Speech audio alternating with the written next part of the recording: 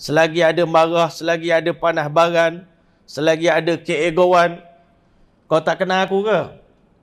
Kan? Kami ni keturunan mak kilau. Ya. Itu habislah tu. Akhlak ni masa tengah marah. Yang kedua, akhlak kita ni nak tengok, ulama kata masa kita duduk dengan ahli keluarga. Itu baru nampak. Nak tahu akhlak dia betul tak betul, di rumah dengan anak bini dia bercakap lembut ke tidak? Ke kat luar je lembut? Di kedai kopi dengan kawan, Masya Allah, apa khabar tuan? Tapi balik ke rumah macam singa. Mengamuk, salah sikit, marah.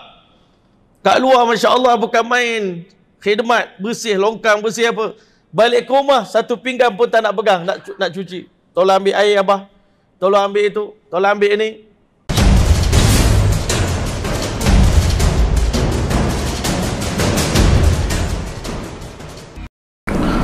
أعوذ بالله من الشيطان الرجيم بسم الله الرحمن الرحيم إن الحمد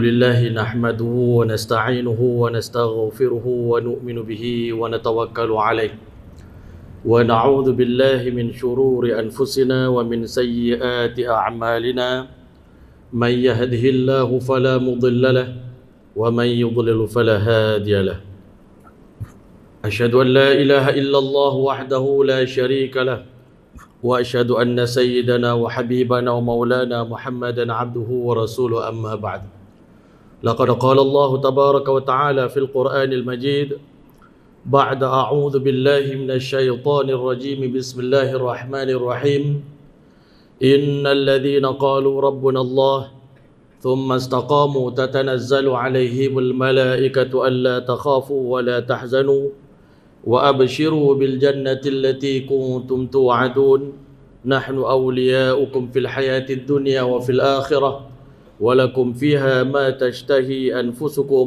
ولكم فيها ما تدعون نزلا من غفور رحيم ومن أحسن قولا ممن دعا إلى الله وعمل صالحا وقال إنني من المسلمين وقال تعالى واعبد ربك حتى يأتيك اليقين وقال تعالى يا أيها الذين آمنوا اتقوا الله حق تقاته ولا تموتن إلا وأنتم مسلمون صدق الله العظيم وقال النبي صلى الله عليه وسلم حينما قال أحد من أصحابه يا رسول الله قل لي في الإسلام قولا لا أسأل بعدك أبدا أحدا قال قل آمنت بالله ثم استقم صدق الله العظيم وصدق رسوله النبي الكريم ونحن على ذلك من الشاهدين والشاكرين والحمد لله رب العالمين السلام عليكم ورحمة الله تعالى وبركاته.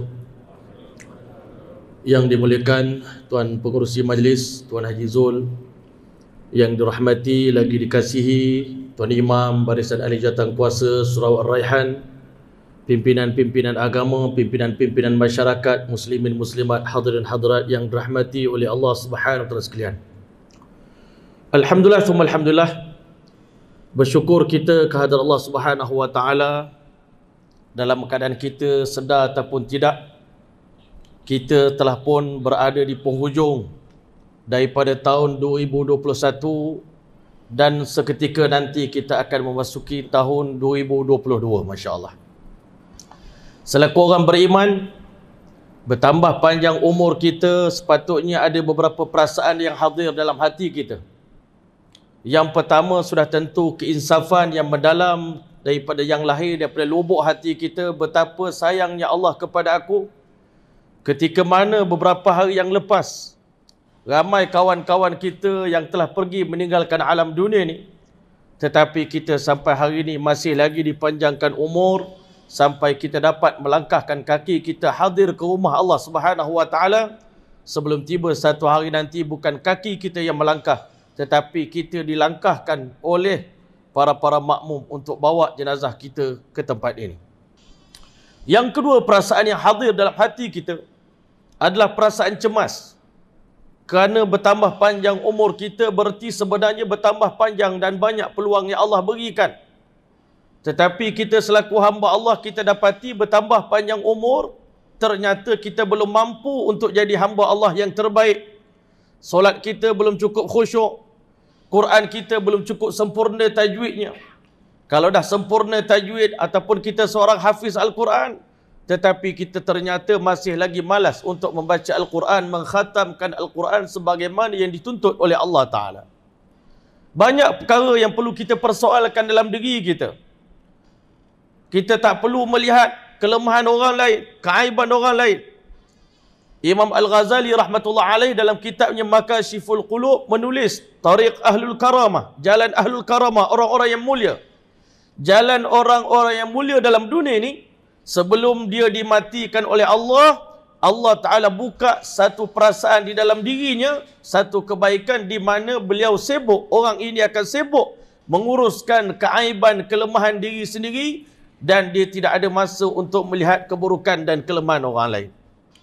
Jadi hadirin yang dirahmati oleh Allah, sementara kita di akhir-akhir ini, Masya Allah, diuji oleh Allah dengan berbagai-bagai ujian. Ujian keimanan, ujian agama, ujian banjir, ujian berbagai-bagai ujian. Seharusnya dengan ujian ini kita semakin dekat dengan Allah, semakin menginsafi. Adakah kita dalam redha Allah ataupun kita dalam murka Allah? Walaupun kita tak boleh menghukum sesiapa dengan keadaan ini, tetapi kita yakin ma asabakum min musibatin fabima kasabat aydikum wa ya'fu an katsir. Apa saja musibah yang menimpa kamu, kecil atau besar, itu disebabkan kejahatan dosa yang dilakukan oleh tangan-tangan kamu, sedangkan Allah Ta'ala telah memaafkan banyak kesalahan kita, telah dimaafkan oleh Allah, tidak diambil balasan oleh Allah. Yang Allah ambil balasan itu di saat ketika mana umat manusia telah pun melampaui batas. Jadi oleh kerana itu, ketika mana kita tengok pandemik ini berlaku, tuan-tuan, banyak kita lihat hati-hati orang beriman telah mula berubah. Bahkan termasuk diri kita juga, hati kita juga. Ada masa hati kita ni berbolak-balik. Ada masa bila berlakunya pandemik ni hati kita merasa cemas. Jangan-jangan peristiwa akhir zaman semakin dekat dengan kita. Dan kita juga semakin risau melihat perubahan alam dunia mutakhir ini. Khususnya dalam dunia Islam. Yang kita tengok hari ini ramai orang Islam telah murtad daripada agama Islam. Di akhir zaman ini ramai orang tanpa segan silu. Mereka ini telah mengisytiharkan, Masya Allah, seakan-akannya mereka ini tidak ada masalah untuk mereka meninggalkan perintah-perintah Allah dan sunnah baginda sallallahu alaihi wasallam. Seakan-akan dengan pandemik ini perintah Allah yang besar jadi kecil. Sunnah Nabi yang besar jadi kecil. Dan kita dapat lihat ramai manusia sekarang ini dengan berlakunya pandemik ini, Masya Allah, tuan-tuan yang mulia, ada di antara mereka yang meremehkan persoalan sembahyang. Tak ada masalah pun kita tak datang sembahyang Jumaat kerana ini arahan kerajaan.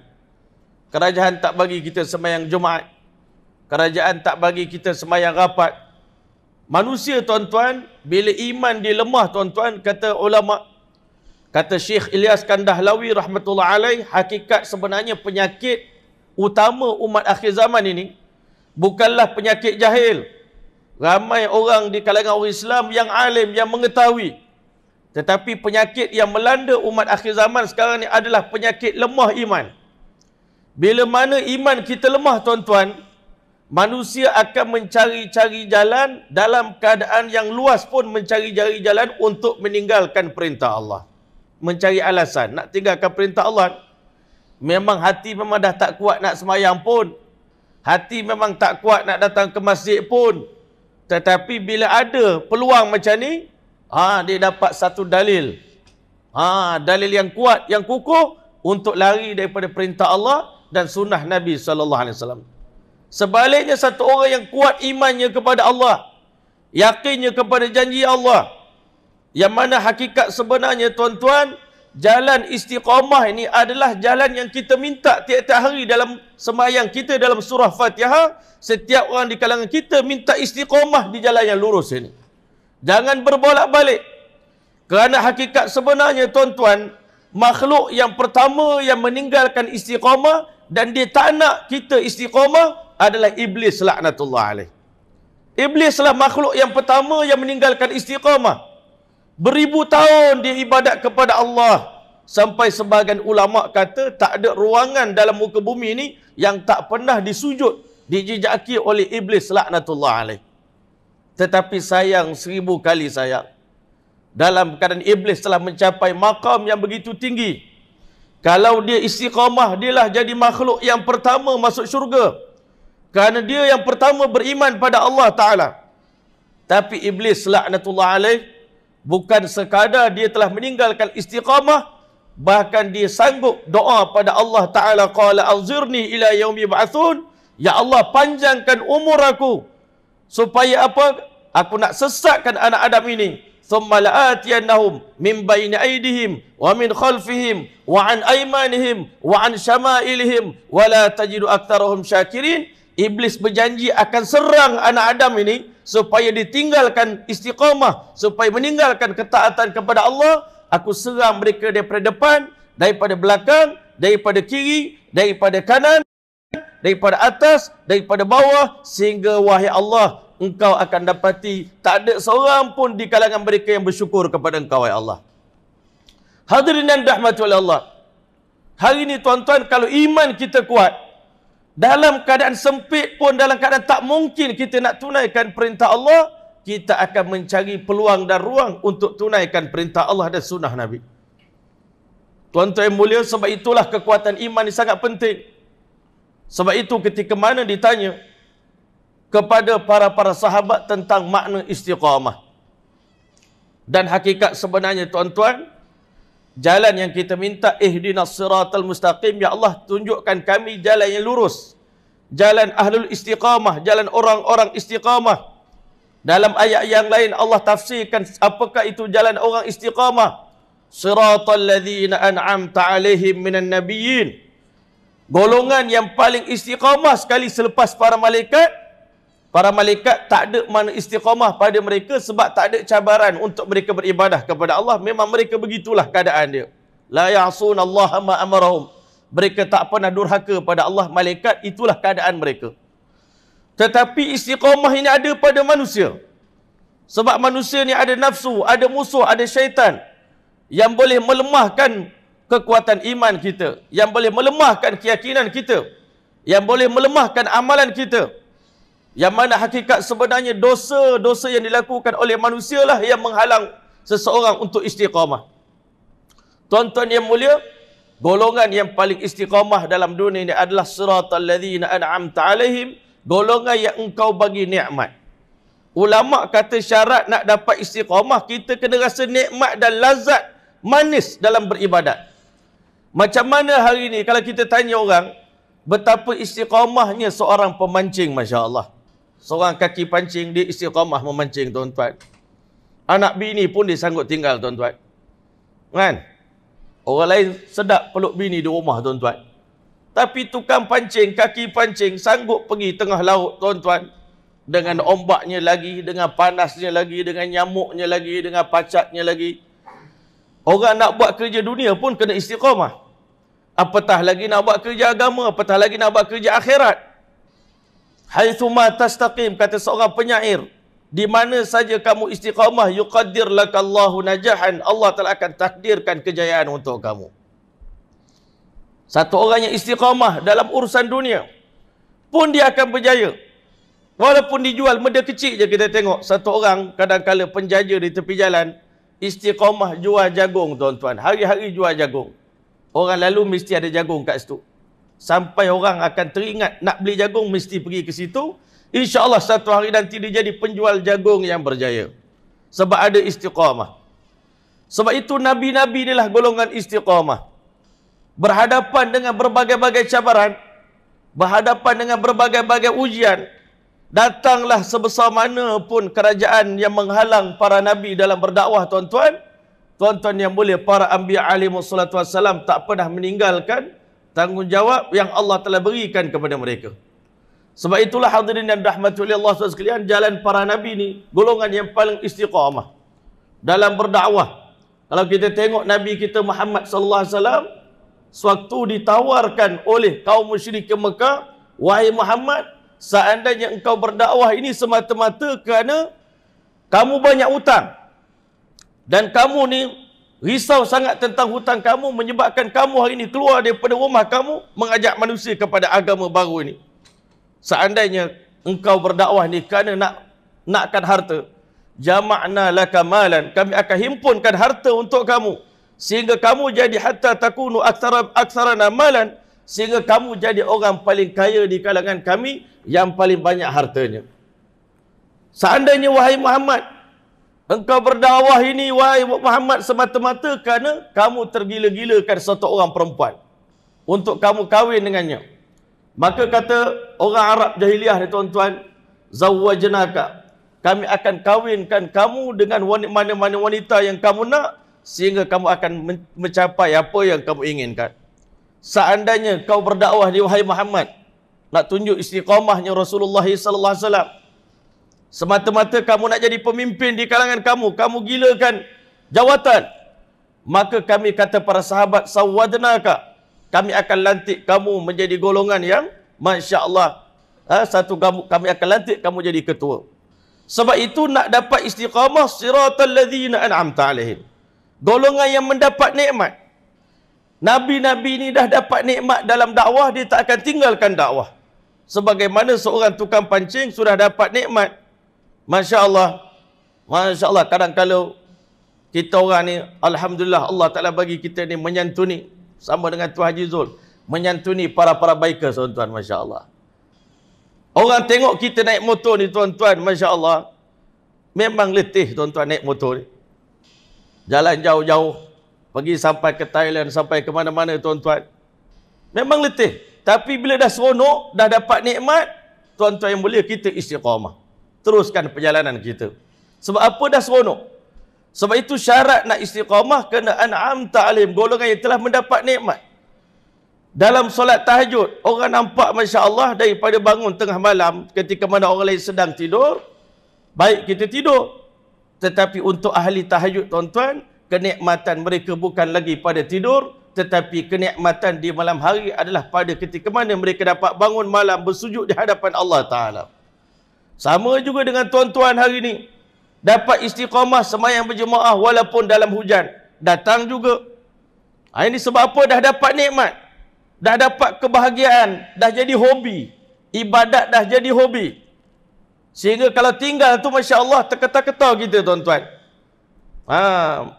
Bila dah jadi seronok, dapat nikmat, barulah kita akan istiqamah sebagaimana para nabi was-siddiqin, Abu Bakar As-Siddiq radhiyallahu taala anhu. Sebab itulah ulama kata, satu orang yang istiqamah ni, tuan-tuan, iblis tak boleh berkawan dengan dia. Iblis tak boleh pergi dengan orang istiqamah ni, tuan-tuan. Kalau orang tak istiqamah, syaitan ada peluang untuk sesatkan kita, untuk gagalkan kita. Dia tahu kita ni, ini hangat-hangat tai ayam je, iblis kata ni. Bulan puasa je dia handal. Dia ni wali pada bulan puasa. Lain pada bulan lain semua dia habislah, lingkuplah, masya-Allah. Jadi iblis ni tak peduli orang macam ni, tuan-tuan. Iblis sangat takut kalau kita istiqamah. Sebab itu iblis tak boleh sesatkan para nabi. Iblis tak boleh sesatkan Sayyidina Umar bin Khattab radhiyallahu taala anhu. Nabi kata, Sayyidina Umar, wahai Umar, engkau berjalan di mana-mana lorong, maka iblis tak akan lalu di lorong itu selama beberapa waktu. Kenapa? Panas dengan orang istiqamah dia, tuan-tuan. Iblis sangat, Allahu Akbar, tak boleh pergi lah dia. Sampai lorong tu pun, lorong orang istiqamah pun dia tak boleh lalu. Begitu hebatnya Sayyidina Umar bin Khattab radhiyallahu taala anhu. Sebab itu, tuan-tuan, ulama menafsirkan apa makna istiqamah. Ini kalau kita cerita-cerita, ustaz, kalau kita jumpa budak-budak muda, ustaz doakan saya istiqamah di jalan Allah, ustaz, ya, insya-Allah, amin, kita doakan. Tapi apa makna istiqamah? Menurut ulama hakikat, dia kata istiqamah itu adalah hiyal wafa'u bil uhud, menunaikan janji yang kita janji pada Allah Ta'ala. Itu makna istiqamah. Yang kita janji pada Allah, inna salati wa nusuki wa mahyaya wa mamati lillahi rabbil alamin, la syarika lahu wa bidzalika umirtu wa ana awwalul muslimin. Ya Allah, sesungguhnya inna salati, seluruh solat yang kami kerjakan, ibadat yang kami kerjakan, wa nusuki, dan pengorbanan harta benda yang kami limpahkan, yang kami korbankan di jalan-Mu ya Allah, wa mahyaya, seluruh hidup kami, wa mamati, dan mati kami lillahi rabbil alamin, kami nak bagi untuk Allah Tuhan semesta alam. Bahkan orang istiqamah ni, dia dah ada cita-cita nak mati di mana. Orang istiqamah ni tuan-tuan, dia bukan sekadar bercita-cita nak istiqamah dalam ibadat. Sebab itu ulama-ulama mufassirin menafsirkan, kenapa tiap-tiap kali Allah cerita tentang innal ladzina kafaru, Allah Ta'ala akan sebut khalidina fiha. Orang kafir akan kekal dalam neraka selama-lamanya. Sementara orang beriman pula, innal ladzina amanu wa amilus solihat, ulaika hum khairul bariyah, jazaohum 'inda rabbihim jannatu 'adnin tajri min tahtil anhar khalidina fiha abada. Orang kafir datang ke dunia 60 tahun, tapi kenapa kekal dalam neraka selama-lamanya? Orang beriman pula datang ke dunia pun 60 tahun juga beribadat pada Allah, tapi kenapa balasan syurganya selama-lamanya? Kerana apa tuan-tuan? Kerana niat dia tuan-tuan. Niat dia, azam dia untuk istiqamah. Sehingga ulama kata orang beriman ni, kalau ditakdirkan akhirat tak ada, syurga neraka tu tak ada, kematian tak ada, orang beriman akan tetap semayang sampai bila-bila. Tak berhenti. Tak akan berhenti. Sebagaimana hari ni kita makan tak ada berhenti. Ada orang tanya, sampai bila nak makan Ustaz? Selagi kita hidup kita makan. Kan? Sama dengan ibadat. Sepatutnya tak perlu tanya sampai bila nak semayang, sampai bila nak jadi baik. Ada setengah orang, bila buat jahat dia boleh istiqamah, bila buat baik sekejap je. Mudah sangat merajuk tuan-tuan. Mudah sangat pecah hati. Orang panggil guna istilah pecah hati. Bila buat baik mudah pecah hati. Itu iblis rosakkan dia tuan-tuan. Sepatutnya sebagaimana kita hari ni istiqamah buat kerja jahat, orang maki hamun pun kita tak kisah, orang kata macam-macam pun kita bangga pula dalam buat kejahatan. Kenapa bila buat kebaikan sikit je kena tegur dengan orang? Kadang-kadang orang bukan tegur beria sangat. Orang tegur tu nak betulkan kita, kesilapan kita supaya kita jadi lebih baik. Tapi kenapa di jalan kebaikan mudah sangat kita berasa hati? Masya Allah. Sebab itu tuan-tuan, Allah kekalkan orang beriman dalam syurga bukan kerana amalan dia, kerana niat dia, keazaman, ikhlas dia, istiqamah dia. Kalau ditakdirkan akhirat tak ada pun, orang beriman akan tetap beribadat kepada Allah sampai bila-bila macam malaikat. Dan orang kafir pula, kenapa pula duduk di dunia 60 tahun tetapi kekal dalam neraka khalidina fiha abada? Kerana orang kafir dia akan berazam dalam diri, di hati dia, kalau tak ada akhirat pun kami tetap akan istiqamah dalam kufur sampai bila-bila. Di atas niat tadi. Sebab itulah tuan-tuan, dinamakan istiqamah itu adalah menunaikan janji. Janji kita dengan Allah. Nak hidup dan mati untuk Allah. Hidup dan mati kita, harta kita, masa kita, nyawa kita untuk Allah. Bahkan orang beriman, dia dah letakkan matinya di mana. Niatnya, azamnya nak mati di Madinah contohnya. Azamnya nak mati dalam bulan Ramadan contohnya. Azam nak mati pada hari ganjil, 10 hari akhir Ramadan. Ada orang begitu tuan-tuan. Dia dah letakkan kematian yang macam mana dan dia berdoa kepada Allah nak mati dalam keadaan itu. Ini orang istiqamah tuan-tuan. Orang istiqamah, yang dinamakan istiqamah itu menunaikan janji seluruhnya. Wa mulazamatis siratil mustaqim, dan berterusan di atas jalan yang lurus. Jalan yang lurus ini tuan-tuan, tak salah saya, kata Imam Ahmad atau kita kata Imam Ibn Qayyim Al-Jauzi, yang memilih jalan yang lurus ni tuan-tuan di kalangan manusia ni tak ramai. Tak ramai. Hak memilih jalan ke neraka, jalan ke syurga ni Nabi kata dia lurus dan mudah. Jalan ke syurga ni di straight je. Macam highway, straight je tuan-tuan. Dan mudah pula perjalanan dia. Jalan ke neraka ni tuan-tuan, dia bengkang-bengkok. Dan penuh dengan liku-liku tuan-tuan. Susah pula. Nak masuk neraka ni sebenarnya susah sangat. Allah bukan senang-senang nak masukkan kita dalam neraka. Sebab itu hari ni kita pernah banyak posting dalam Facebook kita tak? Nak masuk ke syurga free je Allah buat percuma je tak? Tapi nak masuk neraka kena bayar.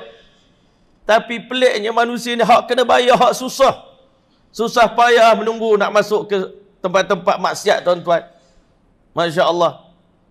Satu hari tuan-tuan, seorang kawan saya ni, dia bawa saya pergi ke kelab malam di Kuala Lumpur tuan-tuan. Nak tengok suasana lah.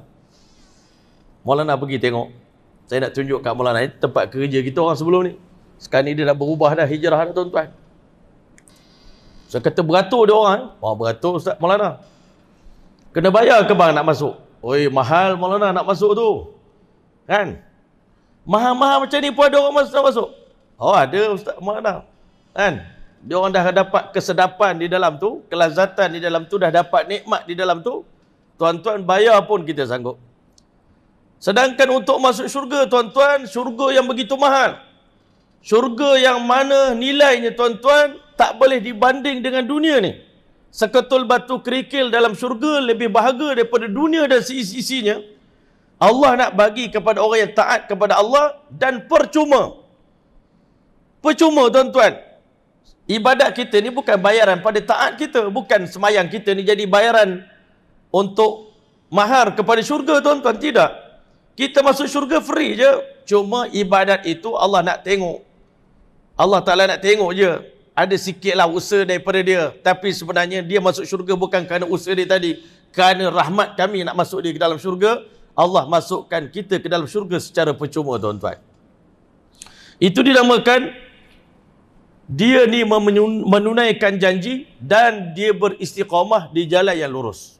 Itu makna istiqamah. Biri'ayati hadith tawassut fil umuri kulliha. Dalam masa yang sama, ketika mana dia istiqamah di jalan Allah, dia senantiasa memilih jalan pertengahan. Jangan melampau-lampau sangat juga. Kadang-kadang kita nak menuju ke jalan akhirat, jangan sampai tinggal dunia pula. Jangan sampai tak nak kerja pula. Orang istiqamah ni, dia pertengahan. Kan? Masya Allah.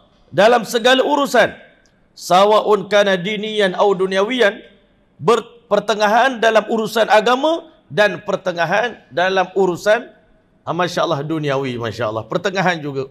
Jangan melampau-lampau, jangan ekstrim. Orang istiqamah ni dia istiqamah untuk diri dia. Tapi dia tak paksa orang lain. Yang masalah kita hari ni, kita mampu istiqamah. Kita tengok orang lain tak istiqamah, kita nak paksa orang lain istiqamah macam kita, tak boleh, tuan-tuan. Hatta bini kita pun kita boleh paksa. Kita boleh tahajud, dia tak boleh tahajud. Kita doakan untuk dia, kita kejut dia. Tapi tak boleh memaksa orang lain untuk istiqamah macam kita. Tapi kalau kita boleh istiqamah, tuan-tuan, sangat hebat. Ulama-ulama yang dulu, orang-orang soleh jadi wali Allah kerana istiqamah, tuan-tuan. Kita hari ni sampai hari ni tak jadi wali ni, kenapa? Kerana tak istiqamah. Sampai hari ni tak boleh jadi wali. Kalau kira ibadat tu bukan kata lebih sangat dia orang tu. Dia orang cuma puasa Isnin Khamis je. Dia orang jadi wali berkat dia puasa hari putih je. Kadang-kadang dia jadi wali berkat dia sembahyang tahajud beberapa rakaat tiap-tiap malam. Dia istiqamah baca Quran sejuh satu hari. Nak kata lebih sangat, kita pun boleh buat. Tapi beza kita dengan wali-wali Allah ni, tuan-tuan, kita tak mampu istiqamah, mereka mampu istiqamah. Saya teringat tuan guru saya dulu di Pakistan, Mufti Abdul Rauf Ghaznawi, orang Afghanistan. Dia kata, saya istiqamah tiap-tiap malam daripada maghrib sampai isyak, saya baca Quran. Saya tak akan buka kitab-kitab lain. Satu hari dia kata, mudir madrasah datang nak jumpa dia. Prinsipal datang. Pengetua datang nak jumpa dia. Dia kata, minta maaf tuan, sekarang waktu saya baca Quran. Jadi tuan nak bercakap dengan saya, tunggu saya habis baca dulu. Tunggu kat luar. Saya baca sampai habis. Habis baca baru boleh sembah. Ini tuan-tuan beza. Orang istiqamah, orang ada disiplin. Dia tak kira siapa. Sekarang waktu kita beribadat kepada Allah, tak akan tinggal. Macam Nabi kita sallallahu alaihi wasallam, tiap-tiap malam bangun sembahyang tahajud sampai bengkak kaki. Kalau sampai tahap bengkak tu maknanya memang lama dan tiap-tiap malam Nabi buat. Baru boleh bengkak kaki. Kalau setakat kita di ibadat, tuan-tuan, tak pernah merasa lagi bengkak kaki kerana sembahyang tahajud. Bengkak kaki kerana benda lain banyak kita, insya-Allah. Kan? Jatuh motor, kan? Tergelecoh, tergeliat kaki, main bola, tuan-tuan, main takruk. Kan? Ini istiqamah kita. Sahabat Nabi dia istiqamah dalam ketaatan pada Allah. Minan Nabi Siddiqin wa syuhada'i wa salihin. Jalan orang-orang soleh. Orang soleh ni semua istiqamah, tuan-tuan. Dan dia katakan wa an yajma baina ada'i ta'ah wa ijtinabil ma'asi. Orang istiqamah ini dia menghimpunkan di antara menunaikan ketaatan kepada Allah dan juga menjauhkan maksiat. Buat taat pun kena istiqamah, tinggalkan maksiat pun kena istiqamah juga. Jangan tinggal sekejap-sekejap. Kan? Ada orang di tension, sebelum ni tak pernah isap rokok, tapi kerana tension punya hal, dia ambil rokok isap banyak-banyak tuan-tuan. Habis istiqamah dia tuan-tuan. Jangan kerana marah punya pasal hilang istiqamah, tak nak. Kita nak istiqamah walau apa keadaan sekalipun. Dan istiqamah ni tuan-tuan satu benda yang sangat payah untuk kita dapat. Sebab itu ulama kata, apakah amalan yang menolong kita ni untuk istiqamah? Kan? Amalan yang menolong kita untuk istiqamah ni tuan-tuan, ulama kata adalah yang menolong kita istiqamah adalah berkat kita berdakwah. Bila kita ajak orang tuan-tuan, kita ajak orang datang ke masjid, insya-Allah kita istiqamah datang ke masjid. Kalau kita istiqamah ajak orang baca Quran, kita orang pertama akan diberikan kekuatan untuk baca Quran. Kalau kita selalu cerita hal tahajud pada orang, Allah Ta'ala akan bagi kekuatan untuk istiqamah dalam tahajud. Sebab itu tuan-tuan, hari ni kita tengok ulama-ulama ni, bukan dia ibadatnya banyak kerana dia ni ulama, bukan tuan-tuan. Kerana dia rajin bercakap. Berkat kita bercakap ni tuan-tuan, kadang-kadang kita pun risau juga. Aku bercerita kat orang, kalau aku tak buat ni, sila akhir bulan nanti aku yang kena nombor 1. Aku yang kena azab lebih. Jadi berkat kita cerita tuan-tuan, kalau kita selalu cerita tentang tahajud, malam hari automatik Allah kejut kita bangun tahajud. Sebab itu kena rajin bercerita, bukan kerana saya alim. Saya bercerita kerana saya nak dapat kekuatan. Sebab itu ulama kata kekuatan istiqamah ini datang. Kenapa Nabi boleh istiqamah? Kenapa para sahabat boleh beristiqamah? Kerana mereka semua ini istiqamah dalam berdakwah tuan-tuan. Sahabat Nabi awal Islam, iman dia lemah juga. Ibadat dia pun lemah. Tapi kenapa sahabat Nabi ini boleh maintain istiqamah beribadat kepada Allah sampai akhir hayat? Sampai matinya Sayyidina Osman tengah baca Quran, pada hari itu dia sedang berpuasa. Masya Allah. Dan Nabi SAW pun mendidik para sahabat supaya istiqamah. Sampai bila turun ayat fastaqim kama umirt. Kan? Satu orang sahabat tegur Nabi, laqad syibta ya Rasulullah, nampak gaya rambut Nabi ni dah tumbuh uban. Nabi ni orang handsome tuan-tuan. Sahabat Nabi duduk perhati wajah Nabi ni, perkembangan wajah. Macam kita lah tuan-tuan, jadi ustaz. Kita buat apa pun semua orang perhati. Ustaz hari ni, kan? Lain macam nampak muda 20 tahun pula ni. Kan? Orang perhati kita tuan-tuan. Semua orang tegur. Sahabat Nabi ni tengok Nabi sebelum ni tak ada uban. Tiba-tiba tumbuh 16 uban tuan-tuan di kepala Nabi. Nabi SAW beritahu, laqad syayyabatni Hud wa akhwatuha. Surah Hud dan kawan-kawan dia telah menyebabkan saya ni tumbuh uban. Kerana dalam surah Hud ada sepotong ayat yang Allah Ta'ala beritahu, fastaqim kama umirt. Istiqamahlah kamu sebagaimana yang diperintahkan. Kita ni tuan-tuan, istiqamah kita baru sekadar menunaikan hak fardu je tuan-tuan. Nak istiqamah sembahyang berjemaah 5 waktu ni di masjid. Itu hak fardu, hak wajib. Itu biasa tuan-tuan. Istiqamah yang mudah lah Allah Ta'ala bagi kat kita.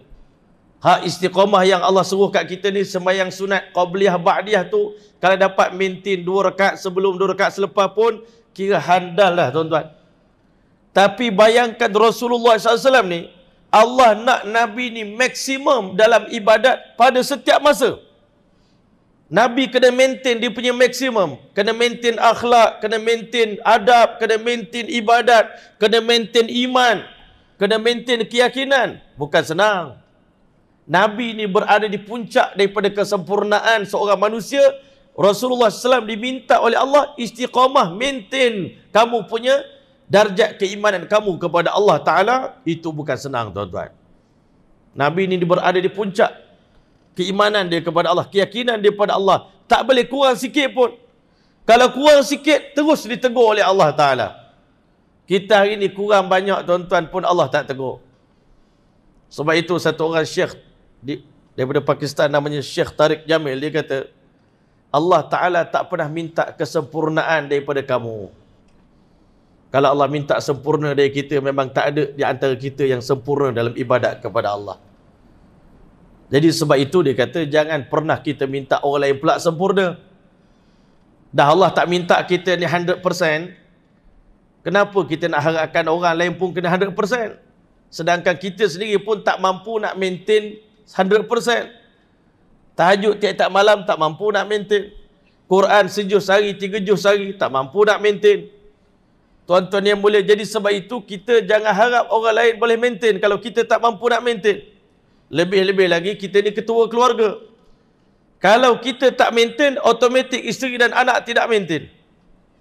Jadi kadang-kadang kita kena paksa diri kita berada di tahap yang tinggi, termasuk guru-guru madrasah-madrasah. Macam kami ni, mudir-mudir madrasah, tuan-tuan, kita kena paksa diri kita untuk maintain sebab orang di bawah kita ni bergantung kepada kekuatan rohani kita. Kalau kita hari ni buat dosa, semua orang keliling kita buat dosa. Kalau hari ni kita jaga ibadat pada Allah, automatik Allah ubah orang keliling kita ni semua akan taat pada Allah. Hari ayah baca Quran, automatik hari tu anak pun akan baca Quran, isteri pun akan baca Quran. Ini benda yang kita kena faham. Sebab itulah Nabi kita sallallahu alaihi wasallam, di antara sifat Nabi yang mulia diceritakan oleh para sahabat, kana Rasulullah sallallahu alaihi wasallam la yaghfulu makhafata an yaghfulu. Sifat Nabi ni tuan-tuan, Nabi takut untuk buat kerja lalai. Kerana bimbang sahabat dia keliling ni semua akan lalai. Semua orang bergantung pada Rasulullah sallallahu alaihi wasallam. Kalau kita seorang imam, kita seorang mudir madrasah, kita seorang alim yang ada pengikut, tuan-tuan, jangan ingat ibadat kita tak ada kena-mengena dengan orang lain. Jangan ingat dosa kita tak ada kena-mengena dengan orang lain. Sebab itu maintain ibadat dan maintain tinggal maksiat. Dan ulama kata antara menunaikan ketaatan dengan meninggalkan dosa, mana lebih berat? Kalau orang tanya kita, mana lebih berat, tinggalkan maksiat ataupun menunaikan ketaatan? Ulama-ulama tasawuf kata, lebih berat lagi meninggalkan dosa, tuan-tuan. Lagi payah. Nak tinggalkan dosa yang selalu kita buat. Dengan kita nak buat satu kerja taat, tuan-tuan, lebih besar lagi meninggalkan dosa dan maksiat. Sebab itulah, tuan-tuan, hari ini jangan kita terpedaya dengan tengok orang, Masya Allah. Orang tu boleh terbang. Oh, hebat ni, Masya Allah. Oh, ni boleh jalan atas air. Kita nampak banyak karamah-karamah yang Allah telah zahirkan. Sebenarnya yang pertama, mana-mana wali pun dalam dunia ni belum ada jaminan akan mati dengan husnul khatimah. Itu benda yang kita kena faham. Hebat macam mana pun wali itu. Sebab itu sahabat Nabi Abdullah bin Umar radhiyallahu anhu mengatakan, man kana mustannan falyastannu biman qad mata. Siapa yang nak mencari petunjuk, tauladan, maka tirulah orang yang telah meninggal dunia. Fa innal hayy la tu'manu alaihimul fitnah. Kerana orang hidup, selagi mana dia hidup, sehebat mana pun ketaatan dia pada Allah, dia belum ada jaminan selamat daripada fitnah, selamat daripada ujian. InsyaAllah kita bagi laluan pada azan, insyaAllah.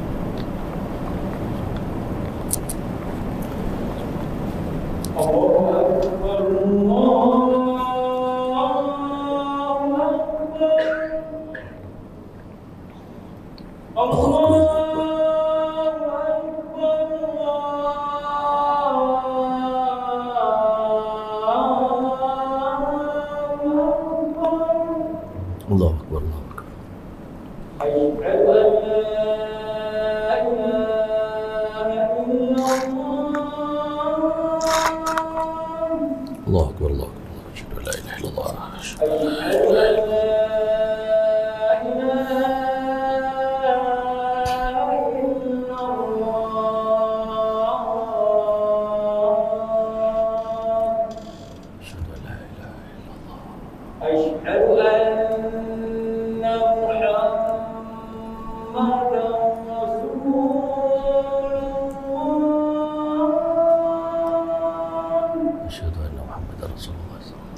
أشهد أن محمدا رسول الله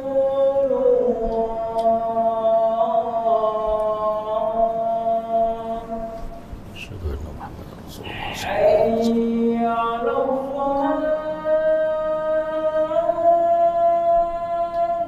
لا حول ولا قوة إلا بالله العلي العظيم حي على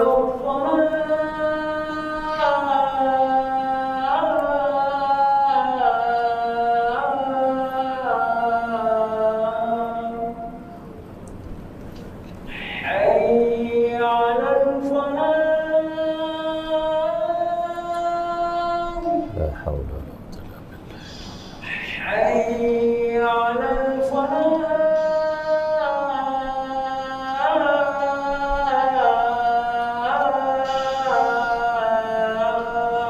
لا حول ولا قوة إلا بالله الله الله أكبر أكبر الله لا أكبر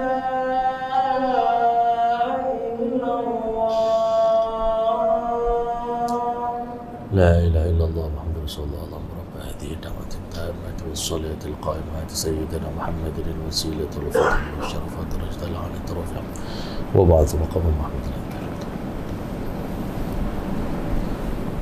Jadi tuan-tuan muslimin muslimat yang dirahmati oleh Allah SWT sekalian, hakikat sebenarnya golongan mustaqim, golongan yang istiqamah ini adalah para nabi dan para sahabat ridwanullahi ta'ala alaihim ajma'in. Kerana istiqamah mereka telah diakui oleh Allah Subhanahu wa taala. Allah Taala ketika mana menurunkan perintah-perintah Allah dan larangan-larangan Allah kepada manusia ni, Allah Taala perintahkan kita untuk taat kepada Allah sampai mati dan tinggalkan maksiat sampai mati. Wa'bud rabbaka hatta ya'tiyakal yaqin. Sembah Tuhanmu sampai datang kematian. Selagi mana belum mati dalam iman, selagi mana belum mati dengan husnul khatimah, kita tak boleh merasa aman dan tenteram terhadap keadaan diri kita. Jangan rasa puas hati dengan diri sendiri. Dan jangan rasa puas hati dengan sesiapa pun, sebab dia pun dalam ujian daripada Allah Ta'ala. Kerana hati manusia ni boleh berbolak-balik dalam waktu-waktu yang tertentu. Tuan-tuan, hati manusia ni mudah sangat berpatah balik, berbolak-balik. Lebih-lebih lagi kalau kita pernah menjalani kehidupan yang buruk di masa lampau. Kita nak mati dengan husnul khatimah. Idza aradallahu bi'abdin khairan, Nabi kata bila Allah nak berikan kebaikan pada satu orang hamba dia, ista'malahu. Allah telah akan gunakan dia sungguh-sungguh untuk kerja agama, kerja kebaikan. Hatsumma yaqbidahu alaih, dalam keadaan dia tengah sibuk buat kerja kebajikan itu, Allah cabut nyawa dia. Ini yang kita harapkan daripada Allah. Dan belum ada jaminan. Selalu kita dengar kisah satu orang, Masya Allah, dalam keadaan sakaratul maut, menghadapi sakaratul maut, satu orang alim. Dikatakan dia adalah Imam Ahmad bin Hanbal rahmatullah alaih. Satu orang yang hebat. Dekat dia nak meninggal dunia, ketika mana ditalkinkan kalimah La ilaha illallah, dia kata belum lagi, Masya Allah. Terperanjat ahli keluarga dia. Ini bukan imam biasa-biasa, bukan orang alim biasa-biasa, imam pengasas mazhab Hambali. Imam Ahmad bin Hanbal, murid Imam Syafi'i. Tuan-tuan yang mulia, masa dia nak meninggal dunia, ditalkinkan La ilaha illallah, dia kata belum lagi. Sebelum dia diambil nyawa, tuan-tuan, Allah Ta'ala bagi peluang sekejap, dia diberikan sedikit kelepasan. Waktu itu, ahli keluarga pakat tanya pada dia, wahai imam, wahai ayah, kenapa waktu kami talkinkan kalimah La ilaha illallah, engkau mengatakan belum lagi, Masya Allah. Dia kata ketika mana aku berada dalam keadaan sakaratul maut, iblis datang serang aku. Iblis ni bukan serang kita masa kita tengah sihat ni, alhamdulillah okey lagi. Kalau dia serang saat kita menghadapi sakaratul maut, Allahu Akbar. Waktu itu ujian yang paling kuat, iblis dia akan usahakan untuk palingkan iman manusia ni supaya jadi macam dia, berpaling daripada agama Allah. Dan dia telah usaha banyak Yahudi dan Nasrani, golongan yang dulunya paling alim, golongan para nabi, anak cucu para nabi, Allah Ta'ala telah berikan kepada mereka ni kesesatan. Hasil daripada usaha iblis, akhirnya golongan Yahudi dan Nasrani berpaling daripada agama Allah.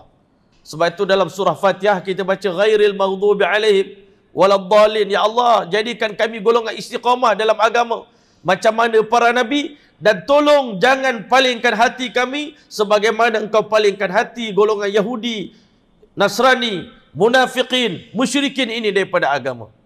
Orang munafik pun dah faham agama dulu, tapi kemudiannya dia berpaling tadah kerana ada terpengaruh dengan duniawi, tuan-tuan, menyebabkan orang munafik ini tidak istiqamah dalam agama. Imam Ahmad bin Hanbal kata, ketika mana aku dalam keadaan sakratul maut, iblis datang mengatakan, wahai Ahmad, hebat sungguh kamu ya. Ternyata sepanjang aku berusaha untuk sesatkan kamu, kamu tak bagi peluang kepada aku walau sesaat untuk sesatkan kamu. Sesaat pun dalam hidup kamu tak pernah kau bagi peluang pada aku. Orang istiqamah ni, tuan-tuan, iblis tak dapat peluang nak sesatkan dia.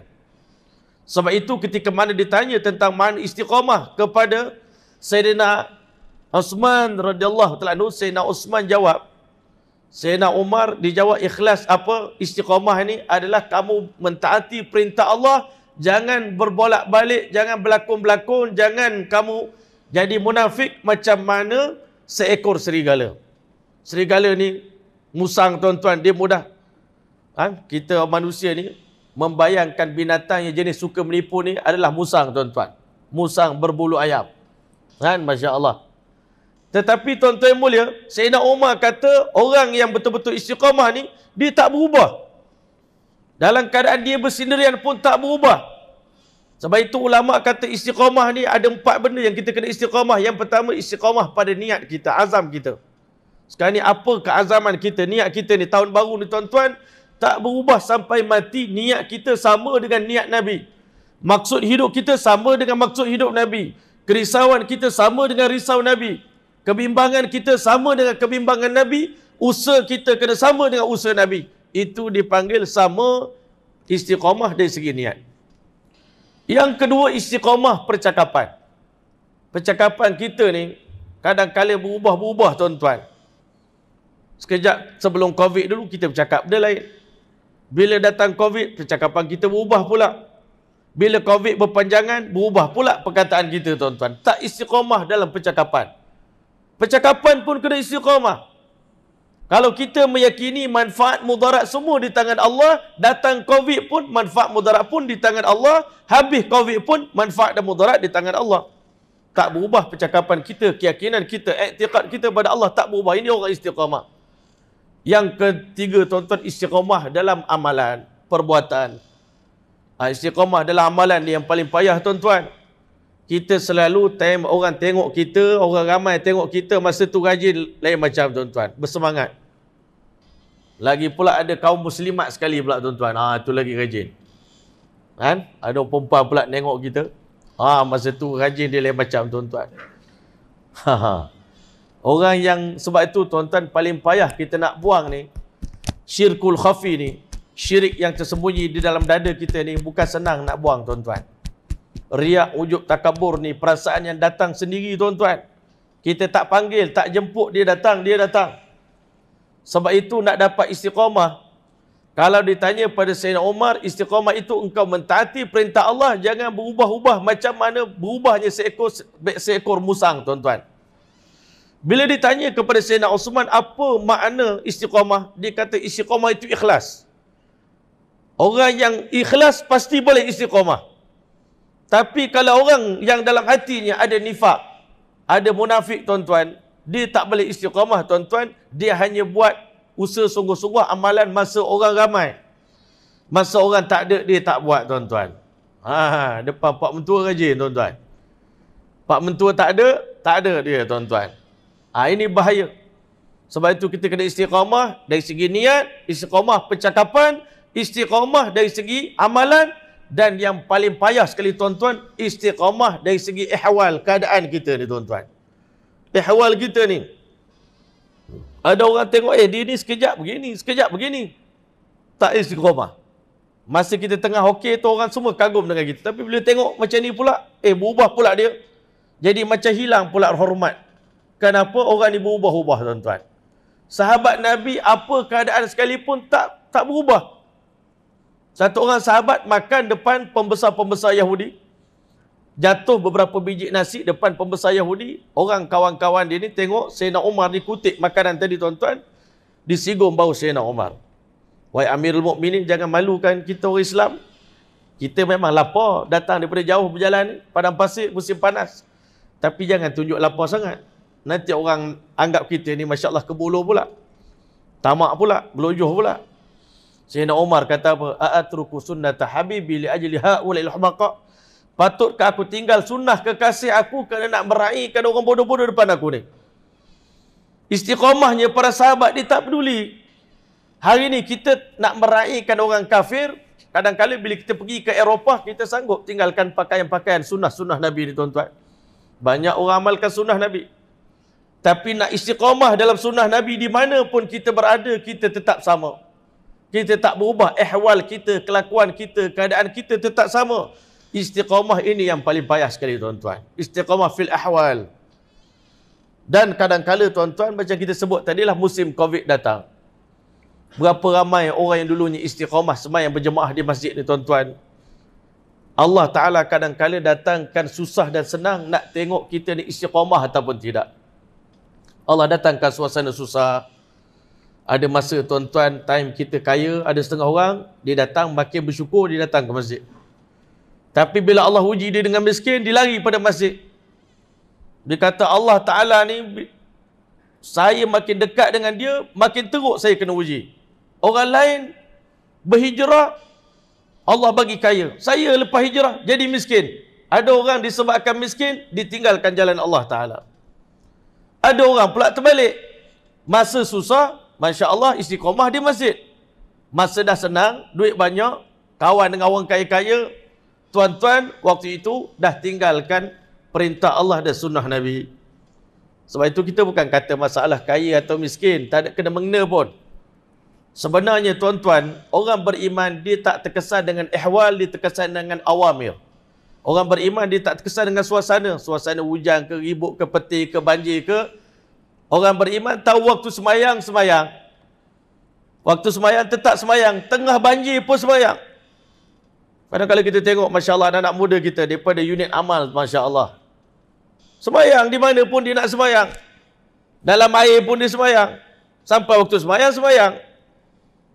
Itu istiqamah. Ini kan seluar kotor. Alasan, Ustaz ajak, jomlah masuk masjid. Kotor Ustaz seluar ni. Ustaz kata, saya ada kain. Ustaz pergilah dulu. Itu masalah dia tuan-tuan. Inilah bila iman lemah tuan-tuan, dia akan cari jalan. Sebab itu istiqamah yang paling susah ni tuan-tuan, istiqamah dalam ahwal. Senang susah. Pengalaman baru ni, saya pergi ke Madinah tuan-tuan. Alhamdulillah, 3 bulan. Ketika mana musim pandemik itu Allah jemput kita menunaikan umrah tuan-tuan. Alhamdulillah, itu syukur pada Allah. Daripada 25 Ramadan sampai balik lepas raya haji baru balik ke Malaysia tuan-tuan. Di Madinah saya jumpa dengan satu orang syekh tuan-tuan, dia baru balik daripada negara Tanzania, dia kata. Dia kata selama ini kita orang Madinah, kita ada satu perasaan kita ni yang terbaik. Agama kita yang paling bagus sekali. Sebab apa? Madinah duduk tempat Nabi. Dan kita pergi ke Afrika dengan niat nak mengajar orang sana. Tetapi dia kata ada masa kita pergi ke negara orang ni tuan-tuan, kita belajar daripada dia orang.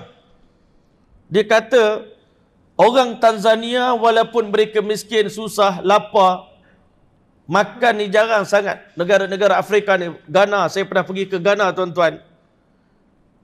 Tak makan 2-3 hari ni biasa tuan-tuan. Tetapi dia kata kemiskinan mereka, mereka tak kaitkan miskin ni dengan ketaatan pada Allah. Miskin bab lain, taat bab lain. Bukan berarti kita taat pada Allah, bila Allah bagi rezeki kat kita, kita taat. Bila Allah tak bagi rezeki, kita tak taat. Tidak. Bahkan dia kata satu-satunya negara yang pernah saya pergi, dia kata saya tak pernah tengok orang baca Quran menangis, orang dengar orang baca Quran pun menangis, melainkan di Tanzania. Di Madinah pun tak ada. Walaupun dia miskin, tapi agama dia tak terkesan dengan miskin dia. Hari ni kita orang Malaysia tanya soalan pada ustaz, kenapa ustaz makin saya hijrah, makin saya susah? Baik, tanya pula soalan tu. Sebenarnya salah faham tu. Tak ada kena-mengena kaya dengan miskin. Kaya bukan tanda Allah sayang, miskin bukan tanda Allah benci. Ini kena ingat orang Malaysia. Bila Allah bagi kaya bukan tanda Allah sayang. Bila Allah bagi kita miskin, ujian bertimpa-timpa bukan tanda Allah benci.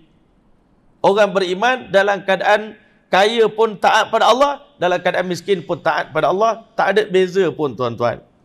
Kita tak terkesan pun dengan kemiskinan. Jika kata saya tengok budak-budak perempuan di sana umur 7 tahun pakai niqab. Orang kulit hitam pakai niqab. Kalau kita ni, awak bukan lawa pun, kenapa pakai niqab? Kami pakai niqab bukan kerana kami lawa ke tak lawa. Ini perintah Allah, sunnah Nabi. Tak terkesan. Hari ini kita terkesan. Pakai niqab kerana sebab apa? Dan tak pakai niqab kerana sebab apa? Tuan-tuan, ini benda yang kita kena faham sungguh-sungguh. Istiqamah ini benda yang besar tuan-tuan dalam hidup kita. Siapa dapat istiqamah, alhamdulillah berjayalah dia tuan-tuan. Syaitan tak akan dapat sesatkan orang istiqamah ni. Kemudian tuan-tuan, Imam Ali Ad-Daqqaq. Kebetulan dah cerita ni, kita cerita bagi habis tuan-tuan insya-Allah. Imam Ali Ad-Daqqaq beritahu istiqamah ni ada 3 keadaan. 3 keadaan. Yang pertama dinamakan takwim. Yang kedua dinamakan iqamah. Yang ketiga istiqamah. Ada 3 perkataan. Yang pertama takwim ni tuan-tuan. Apa makna takwim? Wahuwa tahdzibul qulub. Istiqamah tak berhenti-henti kita mendidik hati kita ni. Bukan senang nak didik hati ni time tengah marah.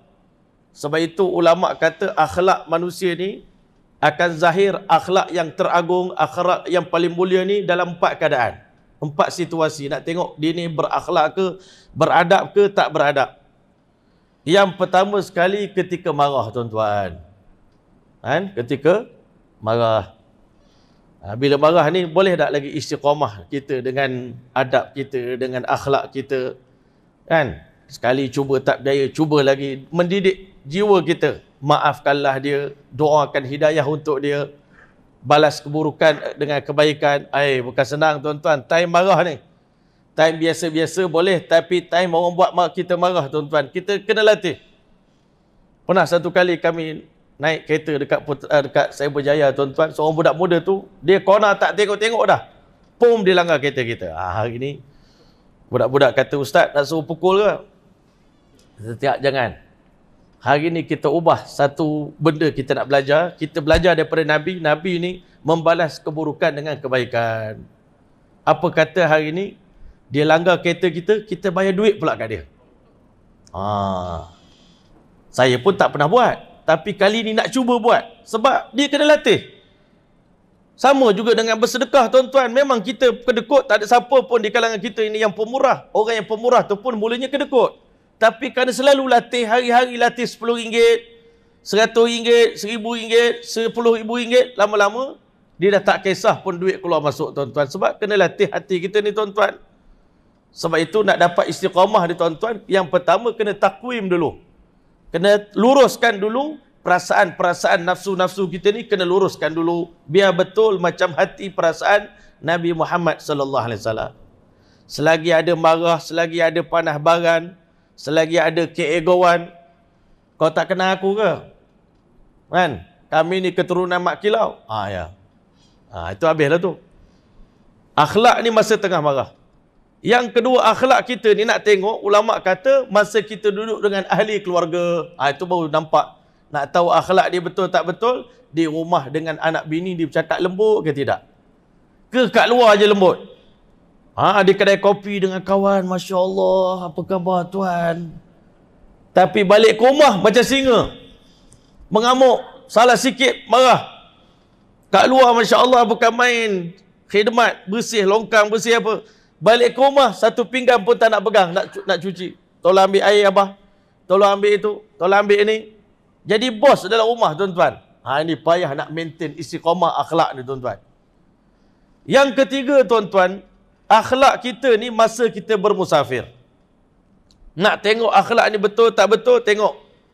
Kalau kita bawa orang pergi umrah jadi mutawif tuan-tuan, kita jadi mutawif ni yang ada masa pening tuan-tuan. Buat betul pun salah, buat salah lagi lah salahnya. Sebab masa musafir ni keluar semua perangai-perangai kita yang tak elok ni semua keluar. Belang-belang kita, warna-warna kita, the true color keluar tuan-tuan. Masa musafir. Sebab dah tak boleh tanggung dah. Perasaan nak marah keluar je tuan-tuan. Tapi kalau orang istiqamah dalam akhlak, masa musafir dengan masa duduk di rumah sama je maintain. Musafir pun sembahyang juga. Tahajud tetap jaga juga dalam musafir. Payah tuan-tuan. Sebenarnya dalam musafir lagi senang. Nabi ajar kita sembahyang tahajud boleh buat atas kenderaan. Nabi sembahyang atas kuda. Kita hari ni fikir sembahyang tahajud macam mana? Kan? Kita ni dalam kereta. Masya Allah. Air tak ada. Boleh kita tayamum. Tepuklah atas kosen tuan-tuan. Keluar debu. Tayamum. Sembahyang tahajud sambil duduk. Berapa rakaat boleh sembahyang? Kalau kita nak tuan-tuan, dalam musafir pun boleh sembahyang tahajud, masa di rumah pun sembahyang tahajud. Nabi lagi lah dalam musafir. Dalam tahajud baca Quran beberapa juzuk. Sahabat Nabi, bila musafir dengan Nabi, dapat belajar sesuatu tuan-tuan. Hari ni kita kadang orang musafir dengan kita tak dapat belajar benda pun daripada kita. Akhlak kita. Dan yang keempat tuan-tuan, nak maintain akhlak ni, pada ketika mana kita berjual beli tuan-tuan. Masya Allah. Orang tu kadang-kadang nampaknya warak sangat tuan-tuan. Orang tengok ini alim besar ni. Cuba berniaga dengan dia tengok. Cuba berniaga. Try buat bisnes dengan dia. Okey ke tak okey? Kalau ada penipuan tuan-tuan, maknanya dia gagal maintain akhlak dia dalam muamalat. Sebab itu istiqamah dia bukan calang-calang. Sebab itu mula-mula sekali Imam Ali Ad-Daqaq mengatakan takwim dulu. Kita kena luruskan perasaan kita ni dulu. Nafsu kita ni dulu diluruskan. Kan? Sampai betul-betul kita faham kita ni tunduk pada Allah Ta'ala. Kita berkhidmat untuk agama Allah. Kita ni khadim kepada Rasulullah SAW. Kita luruskan perasaan kita. Dan kita kena jaga amalan kita. Yang kedua dia katakan al-iqamah. Tadi perasaan, ini qulub. Kena luruskan, kena latih hati pula tuan-tuan. Hati kita ni kadang-kadang ada masa okey, ada masa tak okey. Ada masa hasad dengki tu datang, tiba-tiba muncul. Nak didik perasaan hati ni tuan-tuan. Yang ketiga tuan-tuan, istiqamah itu, kata Imam Ali Ad-Daqaq, taqribul asrar, mendekatkan rahsia-rahsia hati. Dalam hati kita ni nak sampai kepada Allah dalam beribadat, banyak halangan, banyak dia punya boundary dia tuan-tuan. Nak buang tu. Buang segala halangan, dekatkan rahsia hati kita dengan Allah, kita dengan Allah tak ada hijab. Dan nak istiqamah dalam keadaan itu sampai bila-bila merasakan Allah tengok kita, kita tengok Allah. Nak istiqamah dalam perasaan itu tuan-tuan, inilah perasaan ahlullah, orang yang dekat dengan Allah. Istiqamah ahlullah ni tuan-tuan, bukan istiqamah sembahyang je. Istiqamah perasaan dia dengan Allah tak putus tuan-tuan. Hubung dia dengan Allah, ketakutan dia pada Allah, rasa malu dia pada Allah. Hari ni kita ni kadang-kadang berubah-ubah. Ada masa rasa segan dengan Allah, ada rasa masa tak segan pula dengan Allah. Ini yang kita tak nak. Istiqamah dari segi kita punya asrar, rahsia-rahsia hati kita dengan Allah pun kita istiqamah. Benda halus-halus, perasaan halus-halus dalam hati kita pun kita kena ikhlas pada Allah Ta'ala. Kemudian tuan-tuan, Imam Waqi' Ibn Jarrah tuan-tuan, guru Imam Syafi'i, dia mengatakan orang yang istiqamah tuan-tuan, Allah Ta'ala akan bagi dia 3 kelebihan. Orang istiqamah ni. Bila mana Allah Ta'ala firman, innal ladzina qalu rabbuna Allah, orang yang mengatakan Rabb kami adalah Allah, thumma istaqamu, kemudian dia beristiqamah. Selepas beriman pada Allah, dia istiqamah dalam akidah dia pada Allah, maka 3 alam, 3 tempat Allah Ta'ala akan muliakan dia. Allah bagi berita gembira kepada dia. Yang pertama dia kata al-busyra fi thalathati mawatin. Allah bagi berita gembira pada orang istiqamah ni dalam 3 tempat. Pada 3 tempat. Yang pertama indal maut, masa nak mati, orang istiqamah dapat berita gembira daripada para malaikat. Masya Allah. Dengar berita gembira. Bahkan orang istiqamah ni sebelum mati Allah tunjukkan tempat duduk dia dalam syurga. Ini kelebihan kita istiqamah.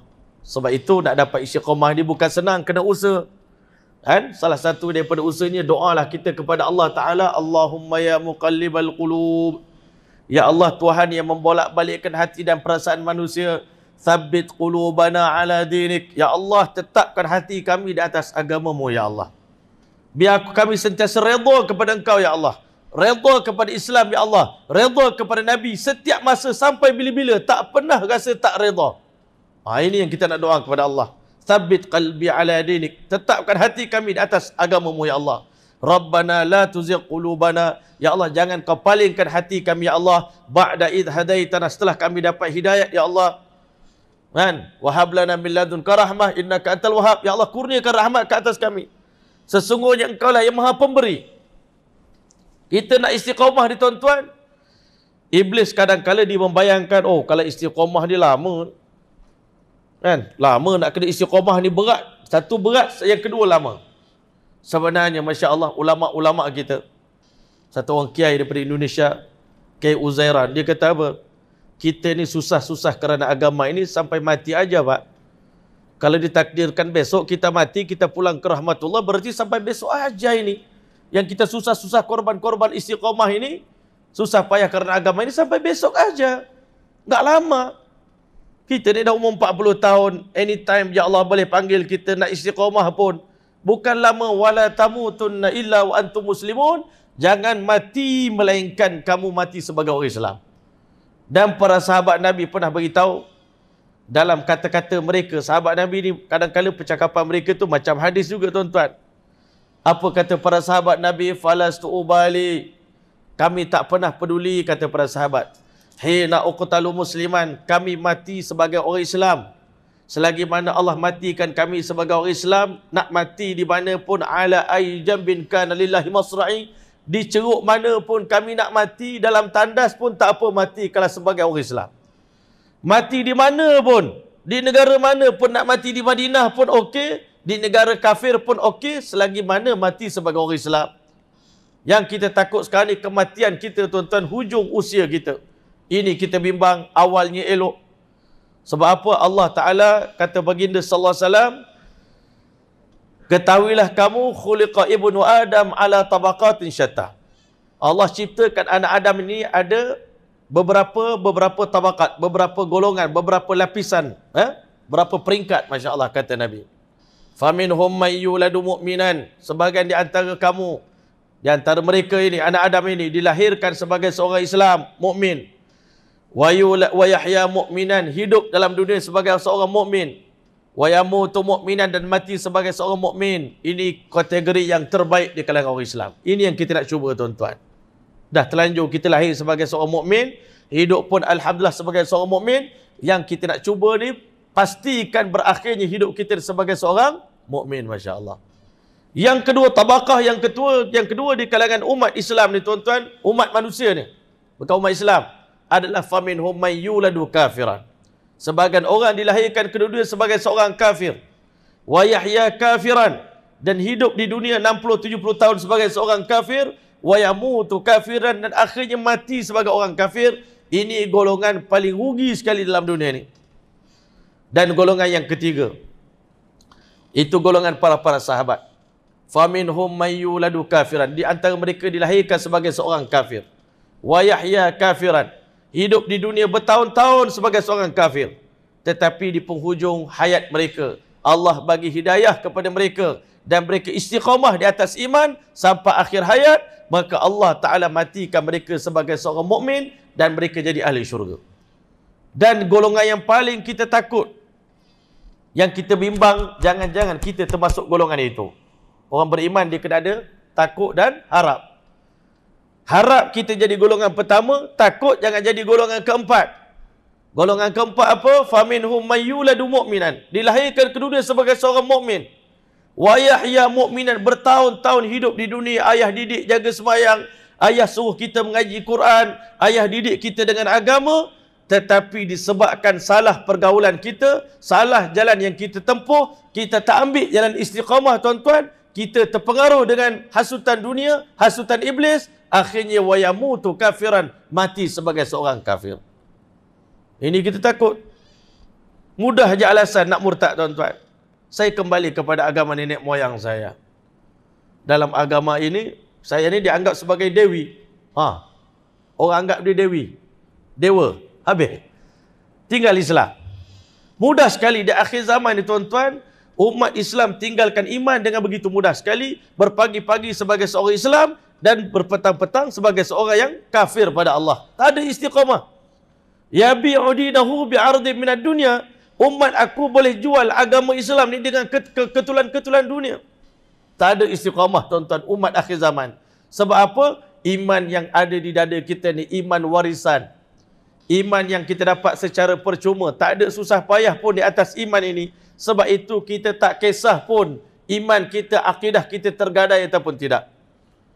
Sebab itu hari ini kalau kita ikutkan COVID ni tuan-tuan dengan banjir ni, ujian yang kecil saja tuan-tuan daripada Allah Ta'ala.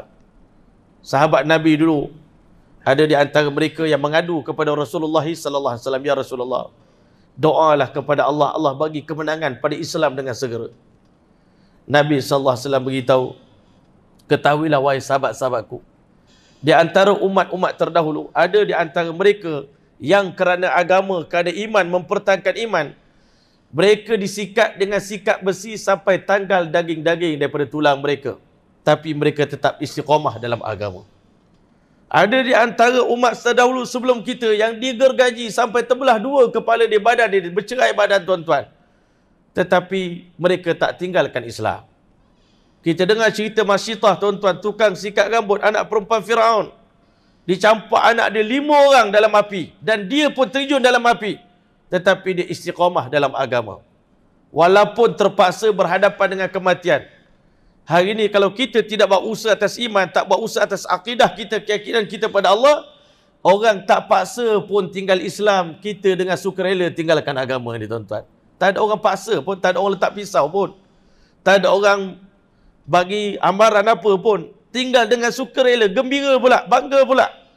Sebab apa tuan-tuan? Kita dapat Islam tanpa pengorbanan. Tanpa susah payah. Sebab itu ulama kata kenapa ayam betina, masa sebelum dia bertelur tuan-tuan, dia ni penakut. Dan dia tak heran pun apa berlaku. Orang keliling, anak ayam lain apa-apa, dia tak ada apa pun.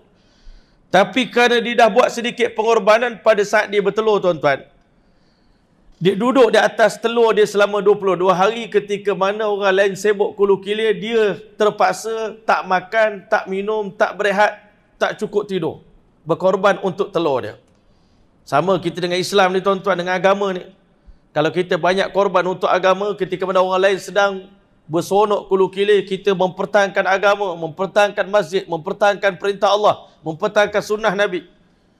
Tuan-tuan yang mulia, habis ayam tadi, telur tadi menetas tuan-tuan, Allah bagi 2 perasaan pada ibu ayam. Yang pertama, perasaan sayang yang mendalam kepada anak dia. Kalau kita orang Islam, nak istiqamah dalam agama, kena susahkan agama ni. Lepas kita susah tuan-tuan, Allah bagi kita sayang agama. Orang yang sayang agama, dia tak akan tinggalkan agama ni. Banjir ke tak banjir ke, COVID ke tak COVID, tetap dia akan istiqamah sebab dah sayang tuan-tuan. Tadi kita rasa dah dapat kemanisan. Yang kedua, sayang. Dan yang kedua ayam ni tuan-tuan, lepas menetas telur dia, Allah Ta'ala bagi dia sifat syuja'ah, sifat berani tuan-tuan. Sebelum tu ayam penakut. Baling batu dia lari. Orang sergah dia pun dia lari. Orang angkat tangan tak baling batu pun dia lari, ayam. Tapi setelah dia korban 22 hari tuan-tuan, Allah bagi pada ayam ni keberanian. Siapa sentuh anak aku patuk dia. Sama dengan orang Islam. Hari ni kenapa orang Islam mudah menggadaikan iman, menggadaikan agama? Kerana dia tak pernah susah payah kerana agama ni. Dia dapat iman ni percuma daripada nenek moyang dia. Sama dengan kita. Kalau sahabat Nabi dulu nak masuk syurga, Allah tanya, am hasibtum an tadkhulul jannah? Apakah kalian sangka begitu mudah dapat masuk syurga? Walamma ya'tikum mathalul ladzina khalu min qablikum, padahal kamu tak pernah merasa sedikit pun daripada susah payah orang terdahulu sebelum kamu. Kalau kita bandingkan kita dengan para sahabat, Sayyidina Khalid Al-Walid tuan-tuan, dalam peperangan Mu'tah, dia bawa 10 bilah pedang tuan-tuan. Pada hari itu 9 bilah pedang patah. Tinggal 1 je dibawa balik ke Madinah. Dan Allah Ta'ala tak matikan Khalid Al-Walid dalam peperangan. Walaupun di badan dia penuh dengan parut-parut luka di badan dia tuan-tuan. Kita hari ini kalau bangkit di pada masyarakat esok tuan-tuan, sebelah dengan Khalid Al-Walid. Dia tengok di badan kita, tak ada satu pun parut dekat muka kau ni. Dekat badan kau ni tak ada satu pun luka-luka dia nampak. Kalau ada pun kesan-kesan jatuh motor. Tuan-tuan, rasa-rasanya berani ke kita nak menghadap Khalid Al-Walid? Nak berjumpa, nak bersembang dengan dia. Kalau kita nak bersembang, kena topik yang sama, tuan-tuan. Saya Alhamdulillah dalam peperangan Mu'tah, berhadapan dengan tentera-tentera Romawi.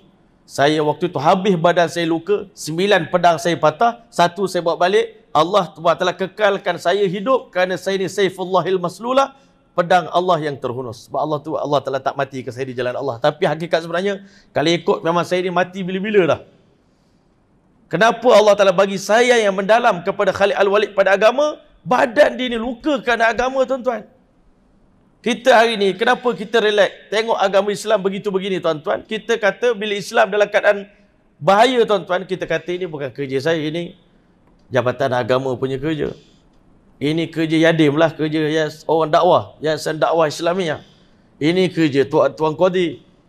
Kita tak menganggap ini kebahagiaan daripada keperluan hidup kita sebab kita rasa tak ada kena mengena. Macam kita nak dengar anak orang lain menangis tengah malam, tak ada pun rasa keinginan nak bangun, nak buat susu untuk dia. Tapi cuba anak kita sendiri, tuan-tuan. Anak kita sendiri menangis. Tak boleh tidur ayah ni. Mak dia nampak relax je, tidur. Tidur mati pula tu mak dia. Ayah dengar anak menangis ni, tuan-tuan. Anak pertama pula. Allahu Akbar. Tak boleh jadi ni.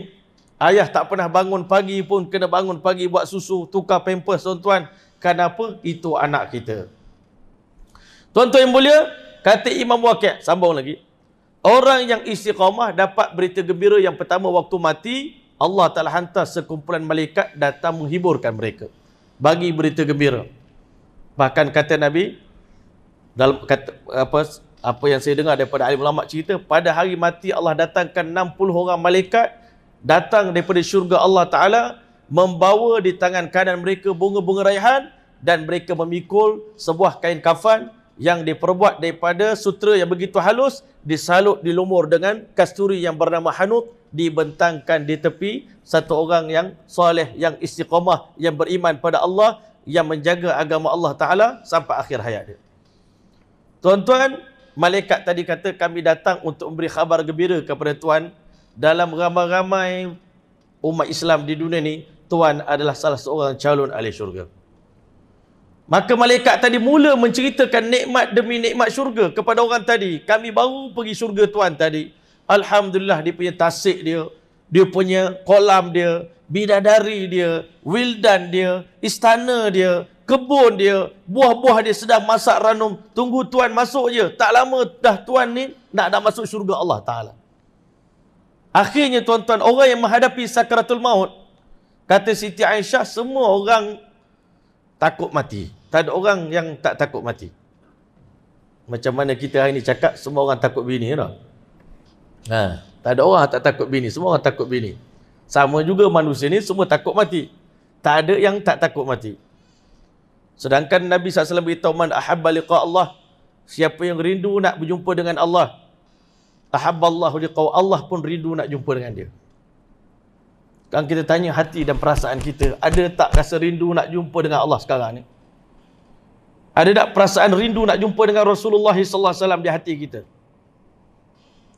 Kalau sahabat Nabi, dia beritahu pada Sayyidina Osman, kata Nabi dalam mimpi dia pada hari dia meninggal dunia, dia tertidur pada waktu zuhur, dia bermimpi Nabi SAW bertanya pada Osman, wahai Osman, kamu berpuasa pada hari ini, sudikah kamu berbuka puasa dengan kami di dalam syurga, dalam taman syurga pada hari ini? Sayyidina Osman kata, aku ready wahai Rasulullah. Saya sedia hari ini juga. Kalau kita betul-betul sayang pada Allah, sekarang pun Allah jemput, kita nak mati, tuan-tuan. Tapi kalau tak ada perasaan sayang, tuan-tuan, yang adalah hati kita cinta dunia, kita tak sanggup mati pada hari ini kerana kita takut nak meninggalkan anak dan isteri kita. Kita sanggup korbankan Allah dan Rasul. Sebab itu, tuan-tuan, Nabi kata begini, wahai Aisyah, semua orang takut mati, tapi orang beriman pada Allah, pada saat disingkapkan gambaran syurga depan mata dia, diberitahu pada malakul maut, sekarang cabut nyawa saya. Dan keindahan syurga menyebabkan perasaan sakit sakaratul maut tadi telah hilang, tuan-tuan. Sakit, tak sedar. Kenapa? Excited nak masuk syurga Allah Ta'ala. Mudah-mudahan Allah Ta'ala pilih kita tuan-tuan, mendapat berita gembira daripada syurga sebelum kita mati. Yang kedua tuan-tuan, berita dalam kubur. Tadi masa nak mati, malaikat datang bagi semangat, bagi sokongan. Yang kedua tuan-tuan, pada waktu itu sokongan anak bini dah tak bermanfaat lagi dah. Tangisan anak isteri di keliling kita dah tak berguna lagi dah. Tapi sokongan daripada malaikat, sebab kita dah masuk alam sana, itu diperlukan. Yang kedua tuan-tuan, dalam kubur, malaikat datang bisik dekat telinga kita, alla takhafu wa la tahzanu. Jangan kamu takut, jangan bimbang. Kita biasa tempat yang pertama kali kita pergi, tuan-tuan, tak pernah pergi. Ini first experience tuan-tuan. Kita bila kita mati nanti, itu pengalaman pertamalah kita mati. Tak pernah lagi. Dan kubur itu pun yang pertama kita masuk. Kan? Kubur banyak kita pergi kubur, tapi kubur kita Allah dah tentukan 50,000 tahun sebelum kita mati, kubur kita dah ada dah tuan-tuan. Kata Imam Syafi'i, aku hairan tengok mereka ni gelak ketawa, sedangkan kain kafan mereka yang nak balut jenazah itu telah pun siap ditenun dan telah sampai di kedai, tunggu masa dia mati nak beli tuan-tuan. Tuan-tuan rahmatullah Allah, masuk dalam kubur, malaikat kata jangan takut untuk menghadapi alam barzakh yang gelap ini. Kerana Allah Ta'ala akan layan kamu, Allah Ta'ala akan tukar kubur kamu menjadi taman syurga. Wala tahzanu, dan jangan sedih tinggal anak bini yang kamu tinggalkan. Kalau kita didik anak kita jaga semayang, kita didik anak kita jaga aurat, kita didik anak kita dengan akhlak. Tuan-tuan yang mulia, ketika mana Sayyidina Umar bin Abdul Aziz nak meninggal dunia tuan-tuan, orang kata, Umar, kamu ni kejam. Sebab apa? Kamu kaya raya, tapi kamu tak tinggal satu pun harta untuk anak-anak kamu. Dia kata, seandainya aku tinggalkan harta untuk anak-anak yang soleh, tak, seandainya aku tinggalkan harta untuk anak-anak yang jahat, maka dia akan gunakan harta aku ni untuk melakukan maksiat. Bertambah lagi dosa aku dalam kubur. Tapi seandainya aku tinggalkan anak-anak yang soleh walaupun tanpa harta, Allah berjanji dalam Quran, wa huwa yatawalla salihin, Allah telah akan jaga anak-anak yang soleh. Sebab itu ulama dalam menafsirkan kisah perjalanan Nabi Khidir dengan Nabi Musa AS untuk naikkan sebuah tembok yang nak jatuh tuan-tuan. Ulama kata apa special sangat amalan budak dua orang ni tuan-tuan, sampai Allah hantar dua orang Nabi untuk jaga harta dia tuan-tuan. Bukan senang. Allah hantar Nabi Musa dengan Nabi Khidir khas untuk jaga harta dua orang anak yatim. Maka ulama mufassirin menafsirkan, apa amalan yang menyebabkan Allah jaga anak cucu kita setelah kita tak ada, adalah kesolehan nenek moyang tuan-tuan, kebaikan nenek moyang ni. Kita hari ni jadi baik, jadi ahli masjid tuan-tuan, kerana nenek moyang kita dulu orang baik. Nenek moyang kita dulu wali-wali Allah. Nenek moyang kita dulu ulama-ulama. Sebab itu hari ni kita berdapat sembahyang berjemaah di masjid ni tuan-tuan, dapat istiqamah duduk dalam majlis ilmu. Maka ulama mufassirin menafsirkan perkataan wa kana abuhuma salihah, bapa kepada budak dua orang ni orang soleh. Sebab itu Allah jaga harta anak cucu dia. Ulama mufassir mengkaji, rupanya yang soleh itu bukan ayah dia, moyang yang keenam. Moyang budak ni yang keenam, lepas ayah, atuk, moyang yang keenam, moyang dia orang baik. Disebabkan kesolehan moyang dia, Allah jaga harta cucu dia walaupun dah 6 keturunan tuan-tuan. Sampai ulama kata, kalau kita ni jaga agama tuan-tuan, Allah akan jaga 7 keturunan kita di bawah. Bahkan lebih lagi pun boleh tuan-tuan. Sebab itulah tuan-tuan, Allah Ta'ala akan beri khabar gembira, malaikat bagi sokongan dekat orang yang istiqamah dalam kubur, jangan takut dan jangan sedih meninggalkan anak isteri di sana. Allah jaga mereka lebih baik daripada waktu kamu hidup. Dan yang ketiga tuan-tuan, bila mana kita berada di padang mahsyar nanti, malaikat akan memberikan khabar gembira tentang syurga indal ba'thi, ketika mana kita dibangkitkan di padang mahsyar bagi orang istiqamah. Kemudian tuan-tuan rahmatillah Allah, akhir sekali saya nak ceritakan pada tuan-tuan ada 6 kelebihan istiqamah. Kelebihan istiqamah ni tuan-tuan, supaya kita hari ni, saya yakin dalam masjid ni semua orang baik belaka, semua ahli ibadat. Tapi macam saya sebut tadi lah, beza kita dengan wali-wali Allah ni, dia orang istiqamah, kita tak istiqamah. Jadi supaya kita kuat dapat istiqamah ni. Supaya bukan COVID ke tak COVID, suasana keliling kita ehwal ni tak mengganggu pun ibadat kita dengan Allah. Tengah sakit pun kalau kita ibadat, kita berjaya. Bahkan sampai kawan-kawan cakap, kalau kita mati kerana COVID sekalipun, waliyazubillah, tapi tengah taat pada Allah, kita berjaya. Tapi kalau kita selamat pada COVID pun tuan-tuan, tak kena COVID sekali pun, sepanjang orang lain kena, kita tak pernah kena. Tapi kita dalam durhaka pada Allah, kita dalam kegagalan pada waktu itu tuan-tuan. Orang beriman dalam keadaan senang, susah, dalam keadaan sakit, sihat, dalam keadaan kaya, miskin, tetap taat pada Allah Ta'ala, ikut sunnah Rasulullah SAW. Akhir sekali ada 6 kelebihan istiqamah. Faedah-faedah istiqamah. Yang pertama, orang istiqamah ni Allah bagi ketenangan dalam hidup dia tuan-tuan. Tenang. Orang lain kelang kabut, orang istiqamah dia tenang, Masya Allah.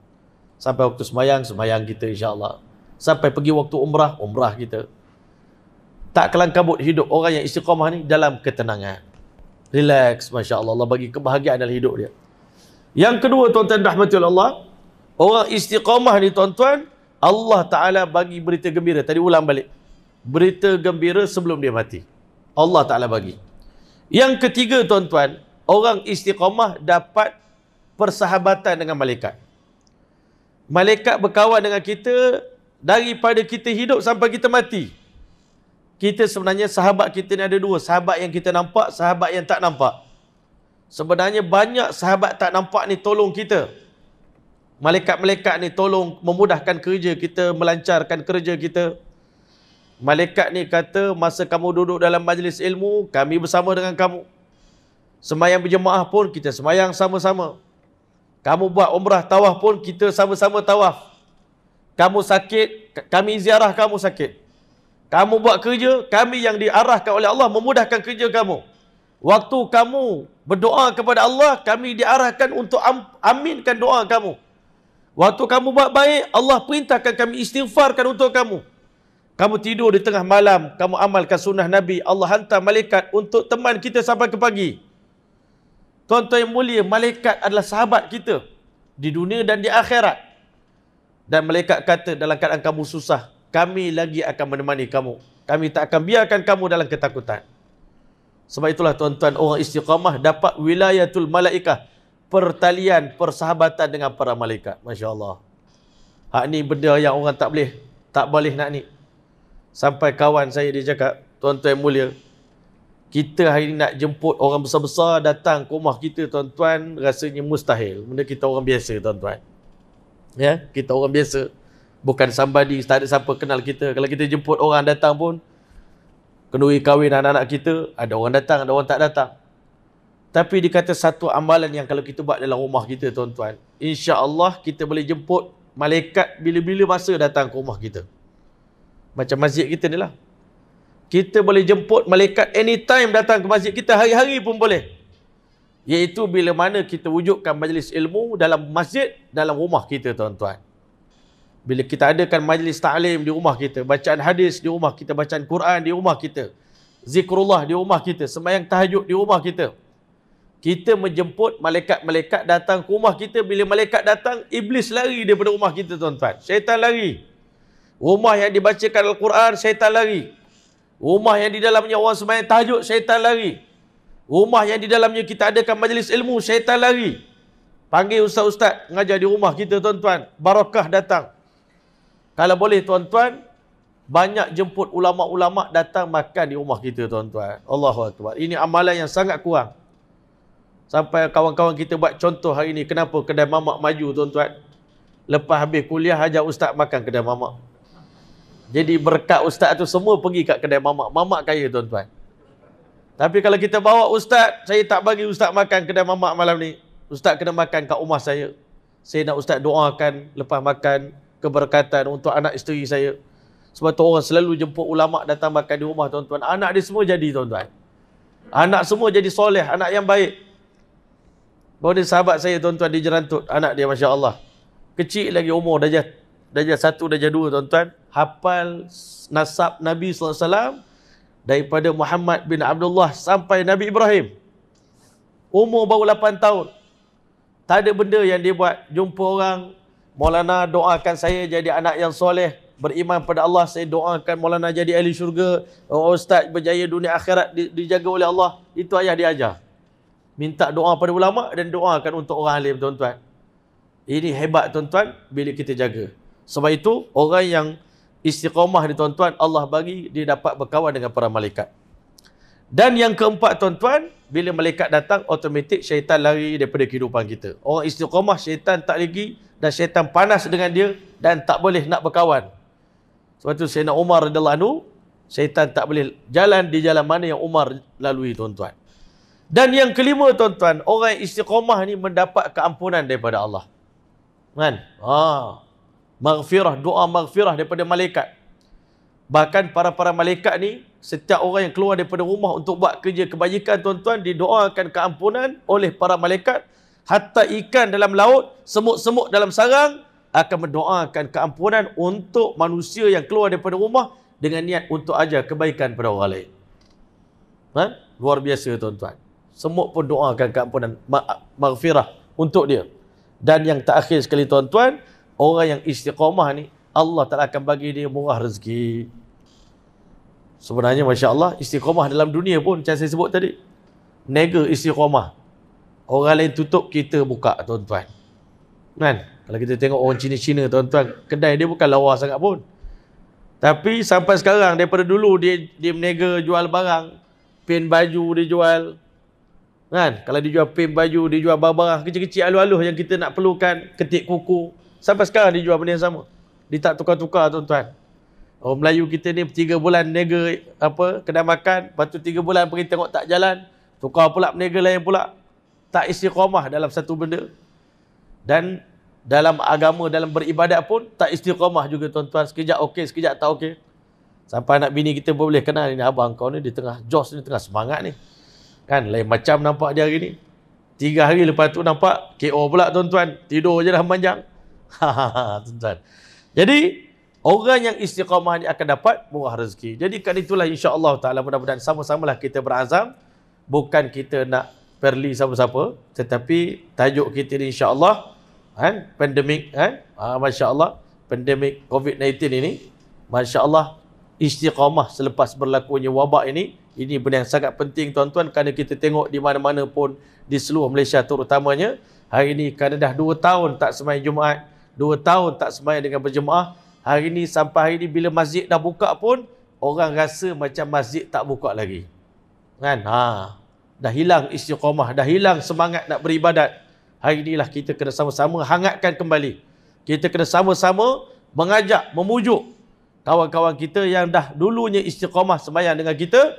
Hari ini kalau kita tengok dia jauh sikit daripada rumah Allah Ta'ala, inilah tanggungjawab kita, orang yang dah istiqamah ini, untuk kita belajar. Mudah-mudahan berkat kita ajak dia orang, Allah juga rezekikan kepada kita istiqamah. Sebab syarat nak dapat istiqamah, kita kena ajak orang lain ke jalan Allah Ta'ala. Mudah-mudahan Allah Ta'ala rezekikan kepada saya yang bercakap dan kepada tuan-tuan yang mendengar. InsyaAllah mudah-mudahan kita balik ke rumah, kita kena ajak anak-anak kita, kawan-kawan kita. Mudah-mudahan insyaAllah berkat kita mengajak, berkat kita berdakwah, Allah telah kurniakan istiqamah kepada kita semua insyaAllah. Sebagaimana Allah kurniakan istiqamah kepada para nabi, para siddiqin, para syuhada, para salih insyaAllah. Amin, amin, rabbil alamin. Sekian daripada saya, aqulu qawli hadha, wa astaghfirullahal azim li wa lakum wa lisa'il muslimin wal muslimat, fastaghfiru innahu ghafurur rahim. Wassalamualaikum warahmatullahi ta'ala wabarakatuh. A'udzubillahi minasyaitonir rajim. Bismillahirrahmanirrahim.